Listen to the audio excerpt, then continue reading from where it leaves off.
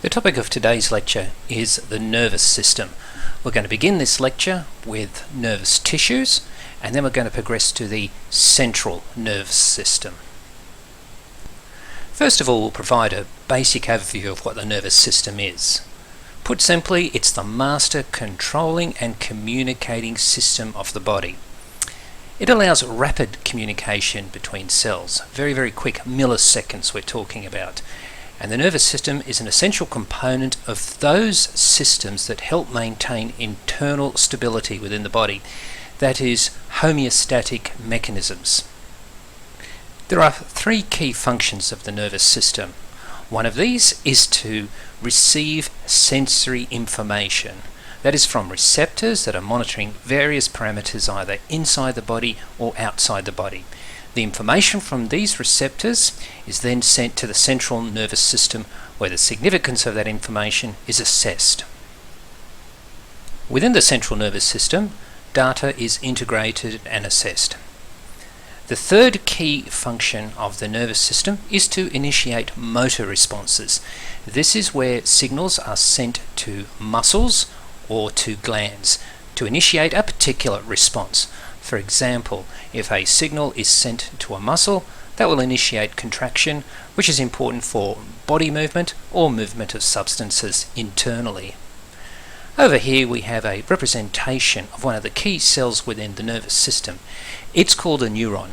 It has a very distinct appearance. This cell tends to be a very long cell. These can be up to 1 meter long.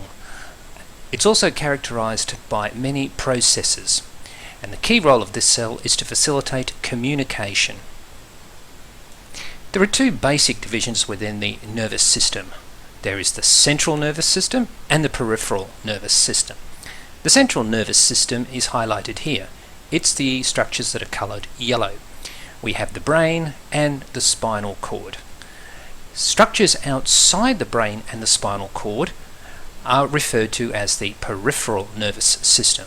This includes all other structures except the brain and spinal cord. Structures such as nerves, ganglia, and a wide variety of sensory receptors. This slide here highlights some of the functional concepts associated with the nervous system, in particular the flow of information.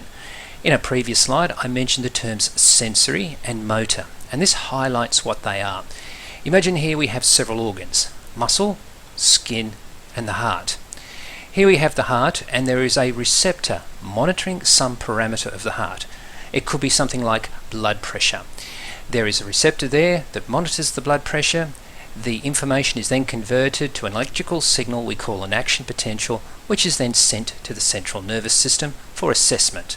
So we have information flowing from a receptor to the central nervous system. Likewise, we have the skin. Within the skin we have receptors that detect various sensations such as heat and pressure. This receptor here has picked up on some sensation, it might be pressure or heat, that has been converted to an action potential, a biological or electrical charge, and that information is being sent to the central nervous system. These blue lines here represent sensory impulses, sending information from receptors to the central nervous system. In the central nervous system, the significance of that information will be assessed. We can also see these red lines here with the arrows going in the other direction. This is representative of motor signals or motor impulses. This is where we've decided it's important to activate a muscle to generate some sort of movement, or to perhaps activate the secretion of specific products from glands. When the central nervous system commands a muscle or a gland to do something, it sends out a motor signal. So we'll be talking about sensory impulses and motor impulses throughout this lecture. Structures of the nervous system are composed of nervous tissue. Nervous tissue is one of the 4 primary tissue types which make up organs in the body. If we look at nervous tissue, it's composed of 2 major types of cells. The first of these is the neurons. These are the main functional cells of the nervous system. The key thing about these cells is that they facilitate the communication. The cells are excitable, they respond to stimuli, And typically they tend to be very large. They can be up to a metre long in some cases. As well as the neurons, we have glial cells, which are also called neuroglia. These cells provide some form of support to the neurons. They don't actually get themselves involved in the communication, but they help the neurons to carry out their roles of communication. Glial cells are typically smaller than the neurons. However, you will find a lot more of them within nervous tissue. They outnumber the neurons by about 10 to 1. In this slide, we can see the basic structure of nervous tissue. Here we have the brain, and we've magnified it about 400 times. If we look closely here, we can see two distinct types of cells. We can see a few of these very large cells with extensive processes projecting from them. These are the neurons. Note the presence of the nucleus here. There's another neuron there. These are the cells that facilitate the communication. You'll also notice a number of much smaller cells. These are glial cells. The nuclei of them are visible here. Other components associated with the glial cells are difficult to distinguish from this material here. However, these glial cells play important roles in supporting the function of the neuron. So the neurons facilitate the communication, and the much more numerous glial cells carry out some role that will help the neuron function or survive in its local environment. Here we have some examples of the glial cell types, remembering that these provide support for the neurons. Examples of these include astrocytes. Astrocytes carry out a number of roles. They provide metabolic support for the neurons.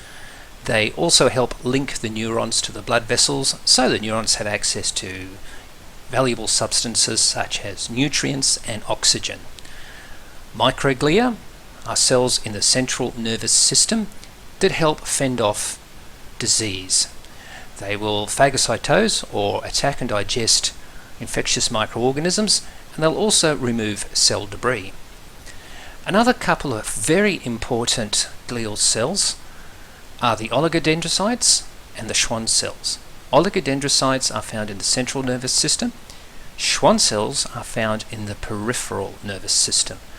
Both oligodendrocytes and Schwann cells function by helping the neurons become insulated. What they do is that they put a lipid type sheath around neurons. The material supplied by the oligodendrocytes and the Schwann cells is called myelin. And as I've just mentioned, it's not unlike the material we find in the cell membranes, lipid and protein. This helps insulate the neurons, and it's important for helping information travel rapidly along a neuron. This shows one of the glial cells that I've just spoken about. It's called an oligodendrocyte. This is found in the central nervous system. Note its structure. Before we talk about that particular cell here, the oligodendrocyte, I'll also point out to you these yellow lines. These are actually components of neurons. They're termed axons. They're long projections running from a neuron. So the yellow part is not actually the glial cell. It's from a neuron. Notice how the oligodendrocyte extends itself. Processes come from its body, the body of the cell where the nucleus is located, and you see this material being wrapped around the axons, layers and layers of material. This is what we call myelin. And as I said before, it's not unlike the material we find in the cell membrane. Combination of lipid and protein provides insulation, and this helps the signal flow more quickly along the neuron. Also important to point out here how an oligodendrocyte is capable of providing myelin to multiple neurons. In this section, I'm going to introduce you to the other major type of cell found in the nervous system. This is called the neuron. Neurons are the cells that facilitate communication throughout the body. The communication is relatively rapid. Here we have some neurons represented here, and the light sort of shading here is representing communication between the cells. Characteristics of neurons. They regulate many of the body's activities. Important functional cells within the nervous system. They're excitable, they respond to stimuli, and they generate action potentials which are like a biological electrical current. Their metabolism runs at a high rate. They last a long time, and typically they are difficult to encourage to divide in the adult form. So unfortunately, if nervous tissue is damaged in an adult, it's often quite difficult to get effective regeneration of that nervous tissue structure. So although they last a long time, neurons, it's difficult to get them to divide if they're damaged. So a really important concept about neurons is that they facilitate rapid communication of information through the body. What I'll do now is just consider the general structure of neurons. They have very interesting looking cells. Here's a generic representation of a neuron. Neurons take on many different forms, but this is a fairly good representation of a typical neuron. Note the features highlighted. We have a cell body. This is where the nucleus is located. Emanating from that cell body, we have multiple processes, structures such as dendrites and axons, and these will facilitate the communication of information around the body. This is showing you an actual neuron in a real tissue sample. Look at the size of this neuron and compare it with the surrounding glial cells. It's much bigger. Glial cells, although they're smaller, tend to be present in much higher numbers. So there's about 10 times more glial cells than there are neurons. But the key thing is the neurons are there to facilitate communication. This slide here is just summarizing key cellular components of neurons. Neurons are characterized by a cell body, also known as a soma. This is the structure that contains the nucleus and the surrounding cytoplasm. This will have the typical range of cell organelles, mitochondria, endoplasmic reticulum, and so on. Rough endoplasmic reticulum is described as a Nissl body, after the person who first described it. So Nissl bodies are simply rough endoplasmic reticulum in the cell body of neurons. Dendrites are branching processes that extend from the cell body, and typically they will receive information. So information coming to the neuron will typically be delivered to a dendrite, and then it will move along the neuron. So here we have an image of a neuron showing you the cell body with the nucleus and the associated dendrites. Now, as I mentioned before, information coming to this neuron will typically connect with a dendrite, but not always, but typically it will, and the arrows indicating the direction that the information will flow down. It will flow down the dendrites to the cell body, and then it will exit the cell body via this extended process. There's a single extended process here. That is referred to as an axon. Axons range in length from a few microns to over a meter. They can be incredibly long. They lack the Nissl bodies that we observe sometimes in the cell body. If you hear the term nerve fibre, it refers to an axon that has been wrapped with the insulating myelin sheath that I mentioned before. When we look at neurons, we can see that the axons can take on two main forms. That is, myelinated axons, or nerve fibres. These tend to be the larger diameter ones. These ones have been covered by the insulating myelin sheath. Other axons can be non-myelinated. These tend to be the smaller diameter ones. In this case, the specific myelin sheath has not been provided. This slide here shows a few of the features that I've just been talking about. Basic structures on a neuron. Here we have the cell body with the nucleus, and you can see the presence of many of the organelles within it. The Nissl bodies would be in there. Notice the dendrites branching from that cell body. Information comes down here from the dendrite to the cell body, then exits the cell body and passes to the next part of its destination via the axon, the long extended axon. Where it terminates, there are these bulb-like structures they call synaptic knobs. Notice also the blue material here. That is not actually part of the neuron. It's another cell, what we call a Schwann cell, or from the central nervous system it would be an oligodendrocyte. So we have another cell, a Schwann cell or an oligodendrocyte, providing the myelin, which insulates this particular neuron and allows the signal to flow along much more quickly. Now, not every neuron has this, but generally the large diameter neurons do. A couple of other structures to point out to you: the axon hillock, that's the point where the axon attaches to the cell body, and nodes of Ranvier. They are small gaps between the myelin sheaths, and that is important when you come to study how action potentials are propagated along the axon. In this section, we're going to look at the process of how the myelin is put on the axons. Myelination of nerve fibers. Once again, a nerve fiber is just another term for an axon. Myelin sheath, as I've mentioned, formed by glial cells, the oligodendrocytes in the central nervous system, Schwann cells in other structures outside the central nervous system, such as nerves. Myelin is formed from the cell membrane of the myelinating cells, and it's a mixture of lipid and protein, not unlike normal cell membranes. Electrically insulating the axon, increasing the speed at which the signal is conducted. Here we have a slide that shows the axon of a neuron there, so that part there is the axon of a neuron, and then around that we have a cell which is providing a myelin sheath. Note the multiple layers of material. Note the nucleus of the myelinating cell. This here is not the neuron. It is the cell that is providing the myelin to the neuron. This is just summarizing some of the key facts that I've already mentioned about the process of myelination. The cells which are responsible for myelinating the axons of neurons are the Schwann cells, if we're located in the peripheral nervous system, and the oligodendrocytes, which we saw a picture of previously, if we're in the brain or the spinal cord.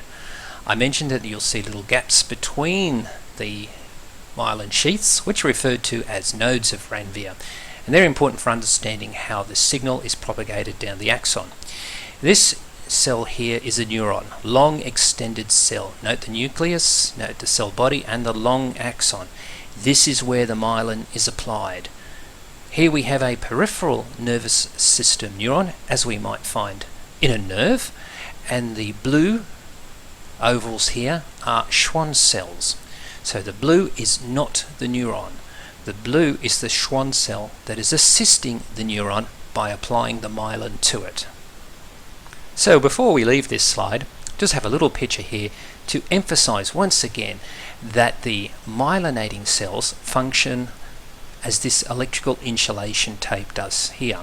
Imagine we had some bare electrical wires, we need to insulate them. We would get this plastic compound here and we would wrap layers of tape around the bare wire, insulating the wiring. The concept here is not unlike that. Layers and layers of this myelin sheath wrapping the axon of the neuron, electrically insulating it and helping to speed up the signal that's running down it. When we look at neurons, we can classify them a couple of different ways. We can classify them by how they appear to us, that's structural classification, or we can classify them by the roles that they carry out. That's a functional classification. If we do a structural classification, we will look at the neurons and describe it on the basis of the number of processes that arise from the cell body. If there's one major process that arises, we call that unipolar. Pseudo-unipolar, pseudo is a reference to false appearance of. That's sometimes used in references. I tend to use unipolar because it's more clear. Bipolar, two major processes arising from the cell body. Multipolar, many processes. That's structural classification. Functional classifications, we look at a neuron and have a think about what it does, and then we classify it a couple of different ways. If the information that is being transmitted from the neuron is going from a receptor to the central nervous system, it's a sensory neuron, or an afferent neuron is another way of describing it. If the information is flowing from the central nervous system to a target, such as a muscle or a gland, we call that a motor neuron, or efferent. Those are probably the two most important classifications we'll refer to. There is another classification, interneurons. This is where communication is occurring between neurons, and we're talking primarily here about structures within the central nervous system. So functional classifications refer to the direction of the information flow. This highlights the structural classification of neurons: unipolar, bipolar, multipolar. Unipolar, one major process arising from the cell body. It can branch afterwards, but initially there's just one. This is typical of the appearance of sensory neurons. Bipolar neuron, two major processes arising from the cell body. We might find something like this in the retina. Multipolar neurons, characterized by multiple processes arising from the cell body, and many motor neurons appear like this. In the next few slides, I'm going to talk about how neurons function. In particular, I'm going to talk about how they generate those electrical currents that we refer to as action potentials. It's the key way by which the information along a neuron is transmitted. We've already mentioned that neurons are excitable and they respond to stimuli. Their key role is to conduct messages throughout the body, and they are characterized by the ability to generate a signal. This signal will involve the movement of charged atoms, what we call ions. Sodium and potassium ions are particularly important in this process, and the charged atoms will move across the neuron cell membrane. So it's the equivalent of an electrical current, this movement of charged particles. The movement that occurs across the cell membrane of a neuron involves processes of diffusion and also active transport. The key thing about active transport is that it requires energy. To understand how a neuron is able to generate this signal, let's consider first the state that the neuron is in at rest. At rest, when a signal is not moving along the neuron, there is a pumping mechanism associated with the cell membrane of the neuron. This is called the sodium-potassium pump, and we mentioned it briefly in the first lecture. This pump in the cell membrane moves sodium out of the cell and moves potassium into the cell. And in every cycle, one of these pump molecules pumps out 3 sodium ions. So the sodium ions are pumped from inside the cell to outside the cell. At the same time, 2 potassium ions are pumped into the cell. This pumping action is important because it establishes big differences in the concentrations of these ions either side of the membrane. It also establishes a difference in charge. This is referred to as the resting potential, and the neuron has to establish this resting potential to be able to respond to a stimulus. This shows the components that are involved in allowing a cell to generate an action potential. Here we have the neuron cell membrane, phospholipid bilayer, and here we have proteins embedded in it. Here we have a sodium ion channel. This allows only charged sodium atoms to pass through it. Over here we have a potassium ion channel. Potassium ions will move through this, but nothing else. Here we have the sodium-potassium ion pump. This is the molecule that pumps sodium out of the cell and pumps potassium into the cell.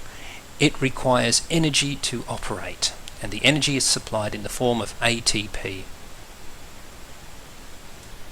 Now, if the neuron is at rest, and what I mean by that is that no signal is passing along the neuron at this particular time, this is what's occurring in the cell membrane. Both the ion channels here, the sodium ion channel and the potassium ion channel, are closed. The only thing that is operating is the sodium-potassium pump. So the neuron is not responding to anything at the moment. This pump is just churning away, and in every cycle 3 sodium ions are pumped out from inside the cell to the outside of the cell. Na+ is the charged sodium atom. It's an ion. At the same time, potassium is pumped into the cell, 2 potassium atoms. Now, there are some very important consequences of this pumping action occurring. The first of these is that we build up a high concentration of sodium ions on this side of the membrane, the exterior. We also build up a high concentration of potassium ions this side of the membrane, the interior. there is one more key thing that is established by this pumping action. Because there are more sodium ions on this side than there are potassium ions on this side, the positive charge is higher here outside the membrane. The inside of the membrane, when compared with the outside of the membrane, is negative, and the charge is measured as minus 70 millivolts. So this is what a neuron should be like before it can respond to a stimulus. This summarizes some of the concepts I've just been talking about. When the membrane is at rest, that means there's no signal being transmitted across it. You have a high concentration of sodium outside the cell. You have a high concentration of potassium inside the cell. And because of the difference in charge across the cell membrane, the outside of the membrane is more positive than the inside. We measure the inside surface, the inner surface of the membrane, as having a charge of minus 70 millivolts. This is referred to as the resting potential. So this is what we need to have before the neuron can respond to a stimulus. When the neuron is stimulated, the ion channels for sodium and potassium will open rapidly to allow the ions to cross over to either enter or exit the cell. These rapid changes are collectively referred to as the action potential, and we'll show you the phases of that now. So this is what happens when the neuron responds to a stimulus. The first thing that occurs is that the sodium ion channels open rapidly. Remember, we have a high concentration of sodium ions outside the cell. Because we have this big difference in concentration, the sodium ions will rapidly move into the neuron as soon as the ion channels for them are opened. As they move in, they change the charge across the cell membrane. They bring into the cell more positive charge. So the inner surface of the neuron membrane goes from minus 70 millivolts to plus 30 millivolts. So this is showing the first phase of the reaction. The sodium rapidly moving into the neuron when the ion channel for it is opened. This process is referred to as depolarization and is the first part of the action potential. Notice as these positively charged sodium ions enter the cell, they increase the positive charge inside the cell. So the inner surface of the membrane, which was minus 70 millivolts, now climbs up to plus 30 millivolts. And that change is due once again to the entry of these positively charged sodium atoms. The first phase of an action potential, depolarization. The next phase of the action potential is repolarization. So when the depolarization phase is finished, sodium ion channels close. The potassium ion channels, they will then open rapidly. And because you have a high concentration of sodium ions inside the neuron, potassium ions will quickly diffuse out of the cell. As they diffuse, they take with them the positive charge. So as the potassium ions move outside of the neuron, the inner membrane surface becomes more negative and the outer membrane surface becomes more positive. So we establish conditions that are very similar to what existed before the action potential started.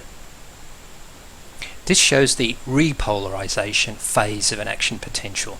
So what has happened now is that these positively charged potassium ions have had their ion channel open rapidly. So they can now flow out of the cell because they're at a high concentration here and they will want to diffuse out to where they are at a lower concentration, which is this side. So the potassium ion concentration on this side of the cell membrane increases. Since they're all positively charged, these ions, the positive charge here increases. So we go back to a situation where the outer surface of the neuron membrane is more positively charged than the inner surface. Conditions very similar to what we had when the resting potential existed. This just summarizes some of the key concepts that I've mentioned. So at rest, we have the resting potential.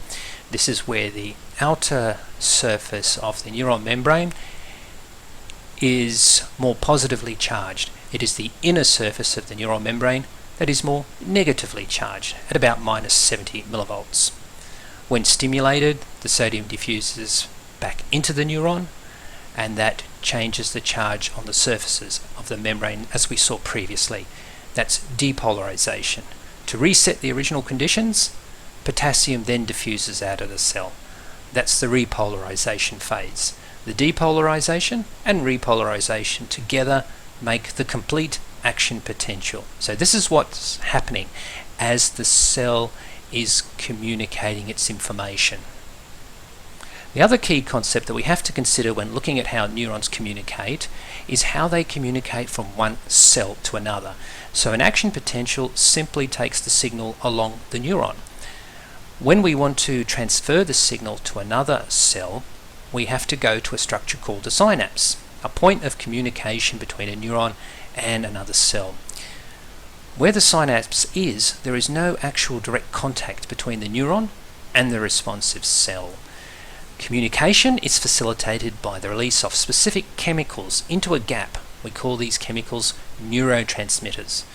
Neurotransmitters are contained within membrane-covered vesicles. They're like little spherical structures that contain specific chemicals, in this case, neurotransmitters. What will happen is an action potential will come to the end or the terminus of the axon. There's a bulge at that point, we call a synaptic bulb. There are many of these. Once the action potential gets there, the vesicles, which contain the neurotransmitters, they fuse with the membrane, the cell membrane, and the neurotransmitters are released into the gap that's called the synaptic cleft. Neurotransmitters will cross over to the adjacent cell and trigger a response. Important concept, it's a one-way communication system only. This highlights the basic concept of a synapse. A neuron here, another neuron here. Notice where the two neurons are in close proximity to one another, there is a gap. This is the point of the synapse, the point of communication between the two neurons. This cell here could equally be a muscle cell or a gland cell. This shows a magnified view of the structures associated with the synapse. Here we have an axon, here we have the terminus of that axon. This is a synaptic bulb.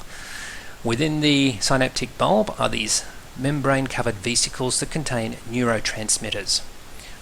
On the other side, we have a responsive cell. These are receptors, and receptors are proteins embedded in the membrane of the responsive cell, which will react in a very specific manner with the neurotransmitter released by the adjacent neuron. The gap is the synaptic cleft. So upon reaching the terminus of the axon here, the synaptic bulb, the neurotransmitters in their vesicles, the vesicles will fuse with the cell membrane, and the neurotransmitters will then be released into the gap and cross over to the adjacent cell. In this section of the lecture, we're going to look specifically at the organs of the central nervous system. This is the brain and the spinal cord. We're going to consider these two organs, and we're also going to consider some of the associated structures that help protect them, structures such as the meninges. In this slide here, we're trying to establish the basic relationship between the central and peripheral nervous system. Here we have the peripheral nervous system. We have, for example, sensory receptors linked to sensory neurons. They will send that sensory information to the central nervous system, where that data is integrated and assessed. If particular responses need to be initiated, such as the contraction of skeletal muscle or the secretion of fluids from glands, then motor signals are sent out from the central nervous system to the effector organs. Note, however, the central nervous system here, receiving sensory information, integrating that data, initiating motor signals, which will then be sent to effector organs. The central nervous system is composed of two basic structures, the brain and the spinal cord, which are indicated here in this diagram. Now what we'll do is consider the actual tissue structure of these organs. If you examine freshly sectioned brain or spinal cord, you can see by eye two basic types of material present. This is grey matter and white matter. Grey matter is the material that appears the darker of the two. If we look under the microscope, we will be able to see the presence of neuron cell bodies, dendrites, and other components of the neuron that are not myelinated. The white shiny material that we see in the brain and the spinal cord is referred to as white matter, and closer examination of this reveals the presence of many myelinated axons. This highlights the concepts I've just mentioned. Over here we have frontal sections of brain tissue. Notice the appearance of the tissue. This is before it's been processed. We have white material here, and we have darker material here. This darker material at the cortex of the brain is what we call the grey matter. It literally looks darker than the white matter. Under the microscope we will find the presence of neuron cell bodies, dendrites, and other non-myelinated components of neurons. So these parts of the neuron over here. This material here appears white and relatively shiny in fresh tissue. That's tissue that has not been stained. The white matter contains the myelinated axons. So it is the myelin that gives this material its white appearance. So a key concept to understand is that a single neuron can extend into both the grey matter and the white matter within central nervous system structures. From this point on, I'll talk about some specific structures found in the brain. The largest and most conspicuous part of the brain is the cerebrum. The cerebrum makes up about 80% of the brain. It's in the superior aspect here. It's composed of two hemispheres, that's two halves, and there are 5 lobes which are visible, and we'll show you these in a few slides. The cerebrum is basically the seat of your sensory perception. It's also where memory is. Thought, judgment, and voluntary motor actions are initiated from. So consciousness is located in the cerebrum. So as we can see here, if you are consciously aware or actively thinking about something, those activities are occurring in the cerebrum. In this slide we can see a superior view of the cerebrum. Notice how it's composed of two hemispheres, two halves. If we look at the tissue structure of the cerebrum, we can find that it's made of layers of grey matter and white matter. We have an outer layer of grey matter, that's the cerebral cortex, that's a couple of millimeters thick. Beneath that we have white matter. Deeper into the cortex we come across more grey matter. Look at the high level of folding that's occurring here in the cerebrum. Notice also this large fold that runs on the sagittal plane here. This is the longitudinal fissure. We'll talk about the significance of that soon. These folds and grooves have specific names. The elevated ridges of these folds are called gyri. The deeper grooves are the sulci. And this very deep formation here, this deep groove, is a fissure. The surface of the cerebrum has been divided into distinct lobes. These regions are indicated here.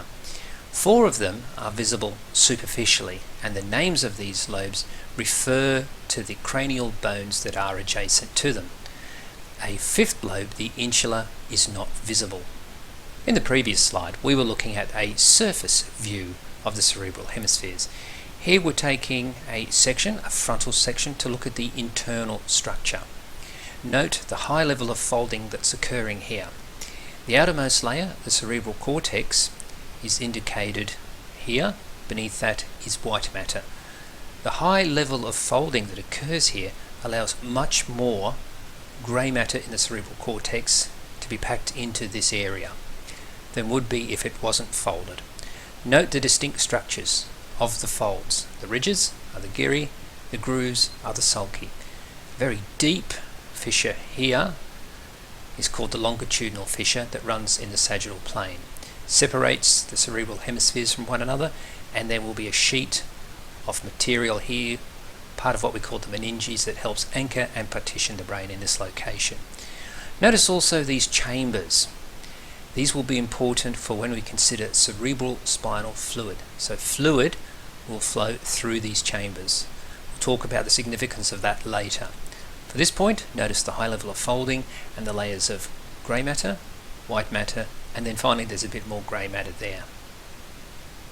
So in the previous slide, we could see quite clearly the highly folded cerebral cortex, which was lined by a thin layer of grey matter. Now immediately beneath the cerebral cortex is white matter. As I've mentioned before, this contains myelinated axons. If we look at the way that the axons are organised within the cerebrum, we can see that there are distinct pathways where axons are bundled together into structures that we call tracks. They have different names depending on where the tracks go and what they link. Commissural tracks link corresponding areas of grey matter in the cerebral hemispheres. So one structure on one side of the cerebrum is linked to the corresponding structure on the other side. The largest commissural tract is the corpus callosum. Bundles of myelinated axons can also project to other locations, such as projection tracts which link the cerebral hemispheres to inferior regions of the brain, or possibly also the spinal cord. This highlights the concept of tracks. So what we have are bundles of myelinated axons linking different parts of the brain together. Where we have a structure on one side of the brain, in one of the cerebral hemispheres, linked to the other corresponding side of the brain, as we see here, we call that a commissural fibre tract. So this structure over here linked to this corresponding structure over here on the other side of the brain by a commissural fibre tract. The largest one of these is the corpus callosum, which is located just inferior to the longitudinal fissure. We also have bundles of axons, tracks, that project to lower brain structures, such as these projection fibres indicated. Notice how at this point here, the decussation of the pyramids in the medulla oblongata, these projection tracks cross over to the opposite side of the brain. The thalamus is the next structure we'll consider. It's present in a portion we call the diencephalon. That's the central forebrain. It's indicated here. This structure is a major relay station for sensory data. It consists of a couple of lobes linked by a commissural fibre tract. Basically what happens is that sensory information that enters the brain will pass through the thalamus first and then be distributed to other areas of the brain. So it's a sorting centre for sensory information coming into the brain. This slide here is trying to give you a better understanding of how the thalamus operates. We're using this computer system as an analogy. Imagine you have a company and there are emails and all sorts of other internet messages coming in. When they enter the company headquarters, that information will first be delivered to the company server. The server will then distribute that information to the individual PCs.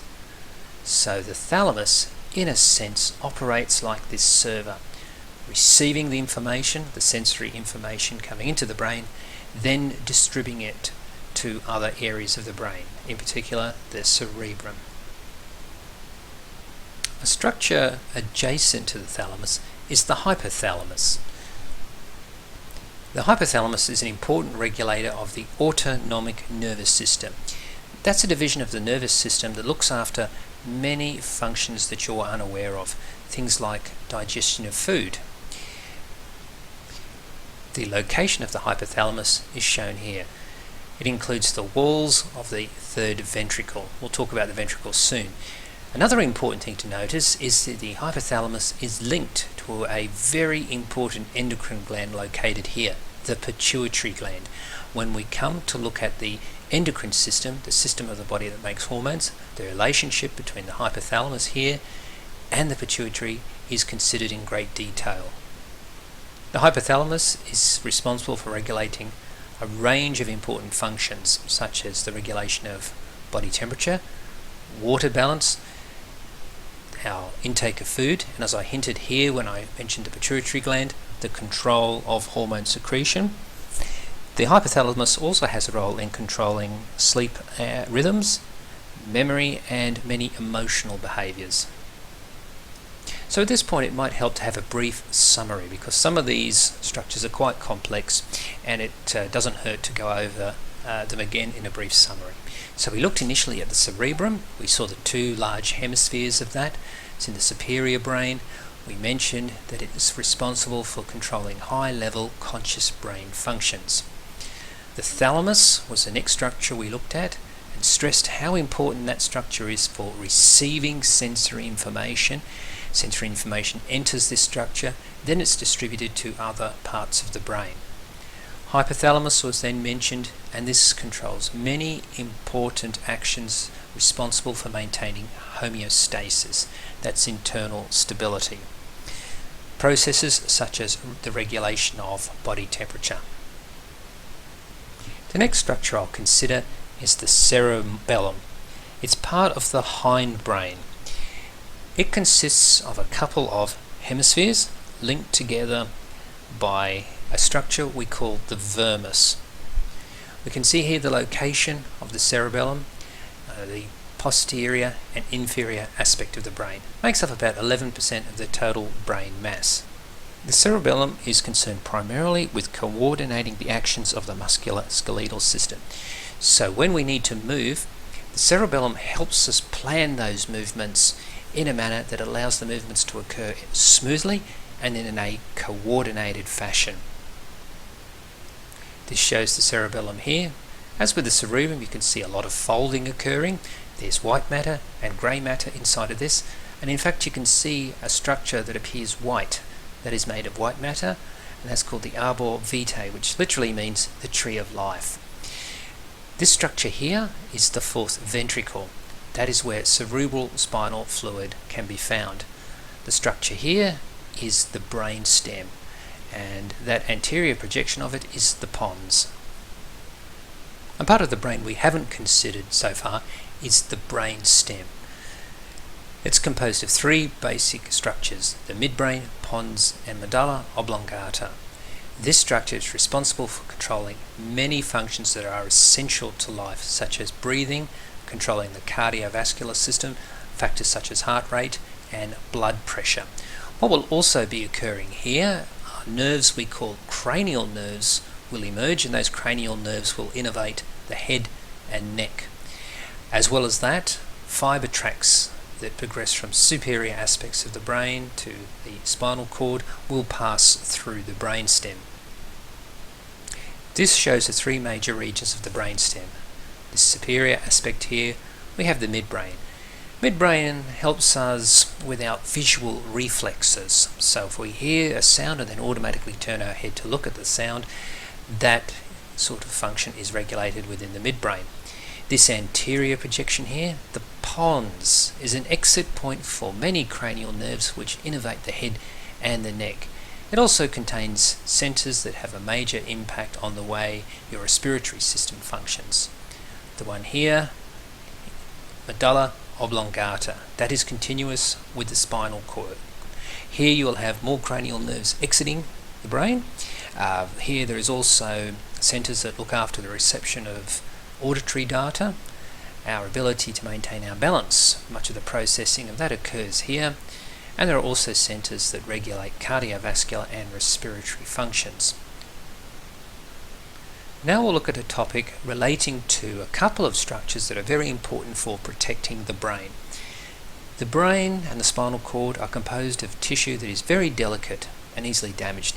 It basically has the consistency of margarine. So we need to protect it, and there are three key mechanisms to protect the central nervous system structures.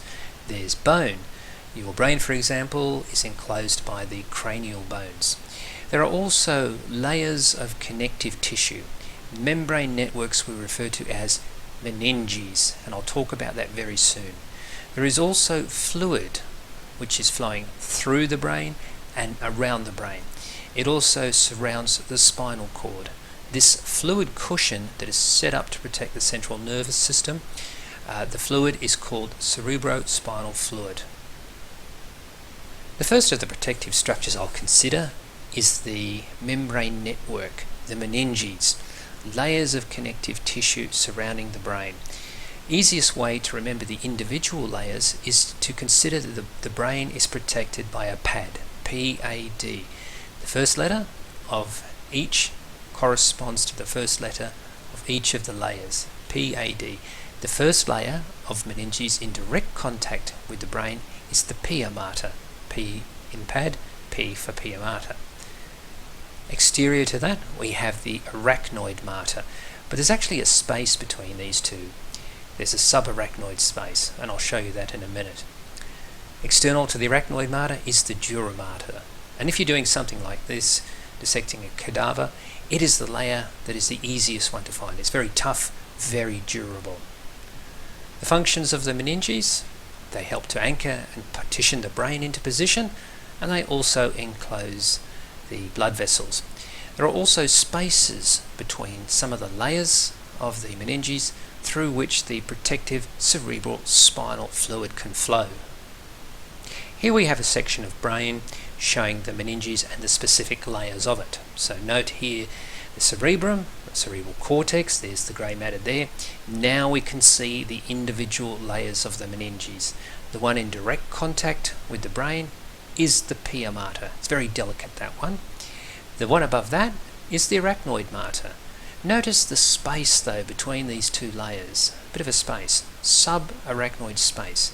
There are fibres extending from the arachnoid mater to the pia mater, and if we look inside this space we'll also see blood vessels, and there will be cerebral spinal fluid here too.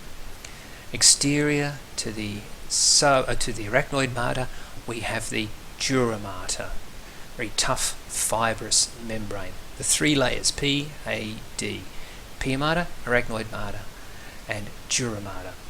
Notice how in some locations the meninges will fold into other structures, like we've got the longitudinal fissure here, and there's a distinct curtain of meninges that passes into it.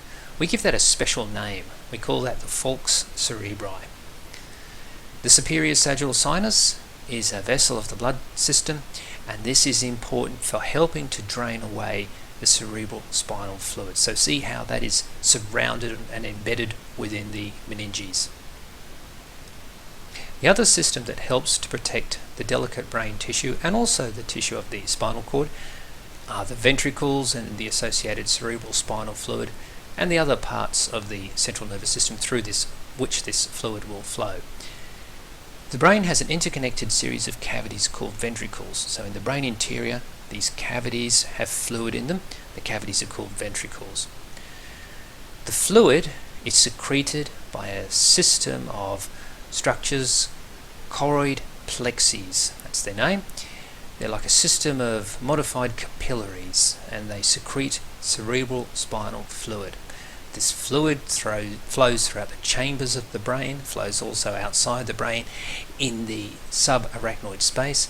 It also flows down into the spinal cord, floating, nourishing and protecting the brain. It's like a hydraulic cushion.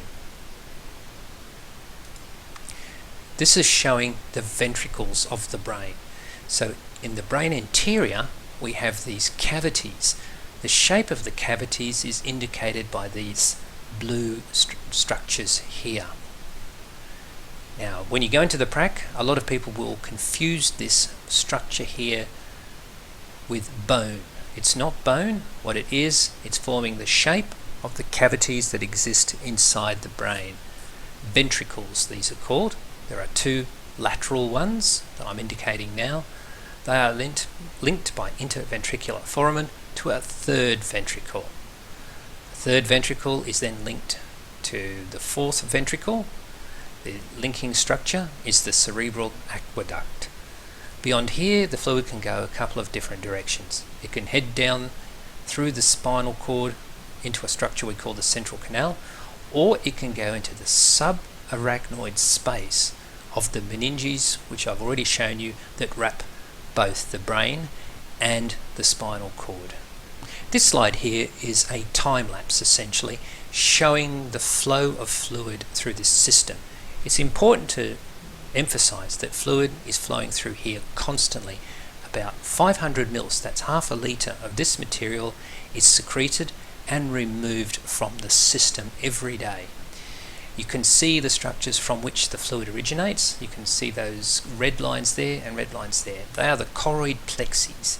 They're like a modified capillary system, and the fluid oozes out of them. So it will accumulate initially in the lateral ventricles, third ventricles, and if we go over to here, we can see the fluid flowing through structures such as the cerebral aqueduct to the fourth ventricle. From that point, the fluid can go in a couple of different directions.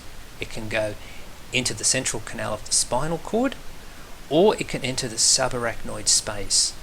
Subarachnoid space around the brain here. So we've already looked at the meninges, and we saw in the meninges that were wrapping the brain there was a subarachnoid space, and that green material there is the cerebral spinal fluid flowing through the subarachnoid space. This final slide here, you can see the fluid throughout the subarachnoid space, not only of the brain but also of the spinal cord. The additional feature that's indicated is the superior sagittal sinus. So the cerebral spinal fluid is eventually recovered by this large vessel and returned to the bloodstream. So this slide here is just summarising a few of the key points that I mentioned. Firstly, we spoke about the cerebellum, a very important structure for coordinating body movements. We then spoke about the brainstem with the midbrain, pons and medulla oblongata. And we mentioned some of its important functions, such as the point from which many cranial nerves originate, and also that it contains centres that regulate important life-sustaining functions. We then spoke about protective mechanisms for central nervous tissue structures, the meninges, the membranes that wrap the brain and spinal cord, and the network of chambers and spaces through which the cerebral spinal fluid flows. The last structures I'll talk about are those associated with the spinal cord. The spinal cord and the brain together make the central nervous system. The spinal cord links the brain to nerves which emerge from the spinal cord, and they are called spinal nerves. The spinal cord extends inferiorly from the medulla oblongata to the region where we have the upper lumbar vertebra. It is surrounded by bone of the vertebral column. Similar to the brain, it is protected by the meninges, the connective tissue sheets, and it's also surrounded by cerebral spinal fluid. Emerging laterally from the spinal cord are 31 pairs of spinal nerves.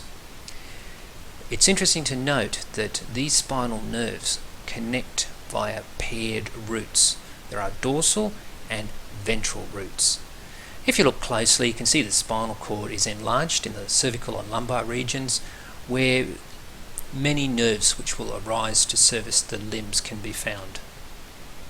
This provides a basic overview of the gross anatomy of the spinal cord. Notice it originating from the region where the medulla oblongata terminates, and we project down to the region of the lumbar vertebra. Paired spinal nerves emerge from the spinal cord, 31 pairs.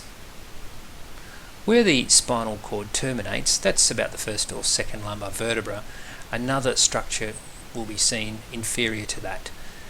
That is a collection of nerve roots called the cauda equina. Essentially that means horse's tail. If we look more closely at the spinal cord, we can see the internal structure here quite clearly illustrated, and I'll talk about this in a second. However, before I get there, it's important to mention that the spinal cord is like the brain in that it is protected by meninges and by cerebral spinal fluid. Here we can see the three layers of meninges that we've looked at before. Closest to the spinal cord, in direct association with it, in fact, we have pia mater, followed by arachnoid mater, and then the outermost layer is the dura mater. Notice here we have spinal nerves emerging laterally from this structure. paired roots. So this is a pair of roots that will go off, fuse together and form a spinal nerve. Notice the composition of the tissue inside the spinal cord. As in the brain, we have white matter and grey matter. However, the arrangement's quite different. Grey matter is found centrally. It has the shape of the letter H or perhaps a butterfly. Notice these prominences here. They are called horns, and I'll reference them again soon. Notice also there are some folds here, and I'll come back to those soon. In the next couple of slides, I'm going to pay particular attention to the arrangement of white matter and grey matter in the spinal cord. So the spinal cord has grey matter located centrally, and outside of that we have white matter. That's the reverse of what we saw in the brain. If we look closely at the grey matter, it has distinct prominences. There are two ventral horns.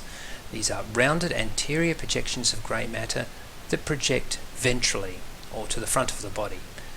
They contain cell bodies of motor neurons, so information leaving the spinal cord to activate muscles or glands. The neurons that service that will have their cell bodies located in this area. On the other side, we have a couple of dorsal horns. These are more pointed in appearance.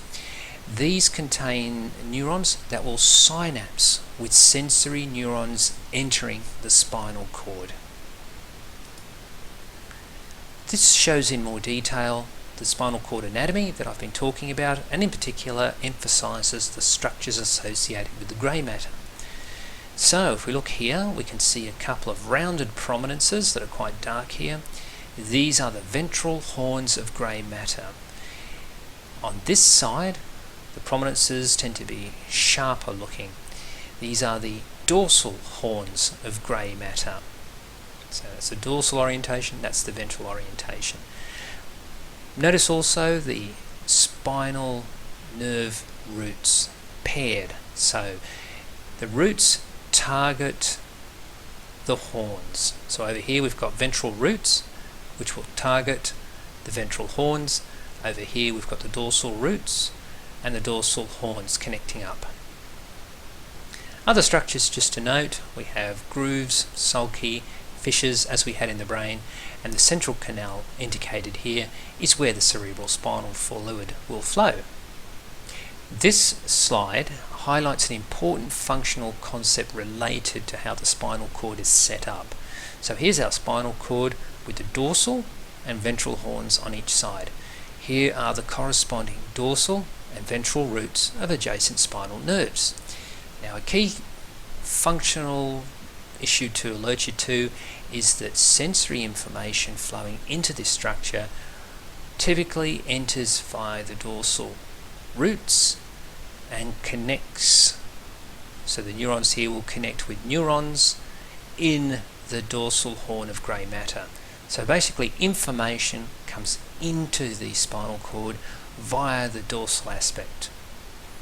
By contrast, motor information exits the spinal cord via the ventral roots and ventral horn of grey matter. So I'm pointing at the ventral horn of grey matter now. Neurons here will project out through here into the ventral roots of the spinal cord. So information in by the dorsal aspect, information out by the ventral aspect. This final slide is just providing a summary of some of the slides that I've been covering recently. Firstly, the spinal cord has inner layer of grey matter and an outer layer of white matter. Sensory neurons enter the spinal cord by the dorsal roots of the spinal nerves and project into the dorsal horn of grey matter. By contrast, motor signals exit the spinal cord by the ventral roots of spinal nerves. And that concludes today's lecture. They'll bind to the specific receptors there, and then the adjacent cell responds in some manner